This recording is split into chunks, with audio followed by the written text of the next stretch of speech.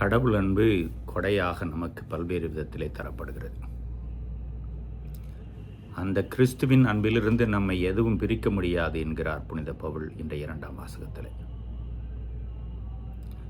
இலவசமாக தருகிறேன் வாருங்கள் என்ற அழைப்பு முதல் வாசகத்திலே இஸ்ராயல் மக்களுக்கு அவர்கள் வழியாக நமக்கு கடவுளிடமிருந்து வருகிறது. கடவுளுடைய அன்பும் பரிவும் அப்பம் பழுகுதலிலே வெளிப்பட்டதை இன்றைய நற்செய்தி வாசகத்திலே வாசிக்க கேட்டோம்.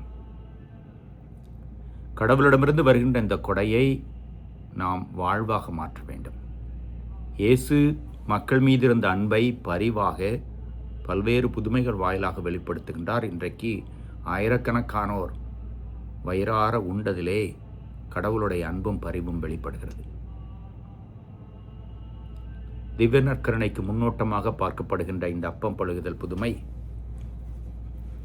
இயேசு நன்றி கூறி பிட்டு பிறருக்கு வழங்குவதை வார்த்தையிலே வடித்திருக்கிறது. அதே கடவுளுடைய அருளும் அன்பும் நற்கருணை வழியாக நமக்கு தரப்படுகிறது. பற்றிக்கொள்வோம்.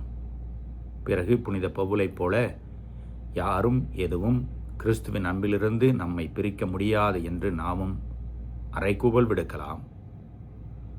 அப்படி யாரும் எதுவும் நம்மை கிறிஸ்துவின் அன்பிலிருந்து பிரிக்க முடியாத பொழுது இயேசுவின் அப்பம் பழுகுதல் புதுமையிலே திரு தூதர்கள் இயேசுவோடு உடனிருந்து அதற்கு உதவி செய்தது போல கடவுளுடைய அன்பையும் பரிவையும் பிறருக்கு கொண்டு செல்லும் கருவியாக நாம் மாறிவிடுவோம்.